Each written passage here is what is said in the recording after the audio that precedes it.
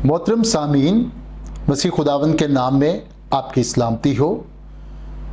यूं तो हम अपनी ज़िंदगी में हर लम्हे कोई ना कोई फ़ैसला करते हैं। बाज़ फ़ैसले ज़िंदगी के चंद लम्हात पर असरअंदाज होते हैं और बाज़ पूरी ज़िंदगी पर। जीवन साथी का इंतखाब एक ऐसा ही फ़ैसला है जो आने वाली ज़िंदगी का तयन करता है। एक मसीह की ज़िंदगी का अहम फ़ैसला निजात हासिल करना है और उसके बाद बड़ा फ़ैसला जीवन साथी के या ज़िंदगी के हम सफ़र के इंतखाब का है, जिसमें गलती की गुंजाइश नहीं। ये फ़ैसला एक बुनियाद की हैसियत रखता है और कमज़ोर बुनियाद पर फ़ैसले दर हकीकत रेत पर घर बनाने के मुतरादिफ हैं। मखलूतुल ईमान शादी भी एक कमज़ोर बुनियाद है। आएँ हम इसको कलाम मुक़द्दस के तनाजुर में देखें।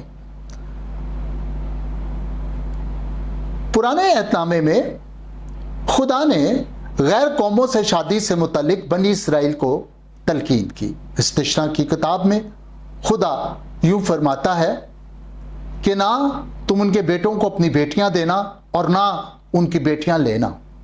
आमोस 3 बाब और उसकी 3री आयत में यूं मरकूम है, अगर 2 शख्स बाहम मुत्तफिक ना हो तो क्या वो इकट्ठे चल सकेंगे? सामीन, मियाँ और बीवी इसकी एक बेहतरीन मिसाल है। जब वो दीन जैसे अहम बुनियादी नुक्ते पर हम आहंग नहीं तो इकट्ठे चलना एक सवालिया निशान है।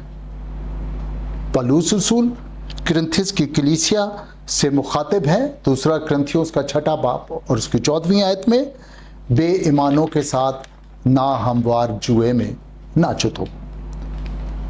इसके साथ हमें इस मसले पर मज़ीद आगाही की ज़रूरत है कि हम इस फैसले से अपनी दुनिया, आखिरत, खुदा का वादा, हमेशा की ज़िंदगी और मुक़द्दसों की रफ़ाकत जैसे अहम चीज़ों को तो खो देते हैं। उसके साथ साथ हमें मुआशी और मुआशरती नुकसानात का भी सामना करना पड़ता है। जो कानून अहले किताब से शादी की इजाज़त देता है, उसी कानून के मुताबिक तलाक किसी भी वजह पर हो सकती है और इस सूरत में औलाद पर इख्तियार सिर्फ और सिर्फ कलमा गो साथी का होगा। औलाद का मज़हब वही होगा जो कलमा गो साथी का मज़हब है। इसके साथ साथ जायदाद की तकसीम के वक्त अहले किताब का कोई हिस्सा नहीं जब तक कि वो कलमा गो ना हो जाए।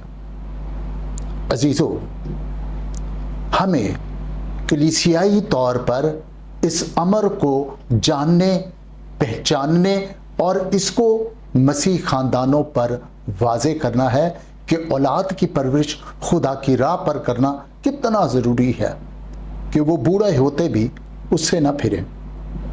उसके साथ साथ कलीसियाई और ख़ानदानी बुज़ुर्गों को इन चीज़ों के तदारुक के लिए सर जोड़ने की ज़रूरत है कि किस तरह से हम इन वजूहात का फ़ैसला कर सकें या इन वजूहात का तदारुक कर सकें।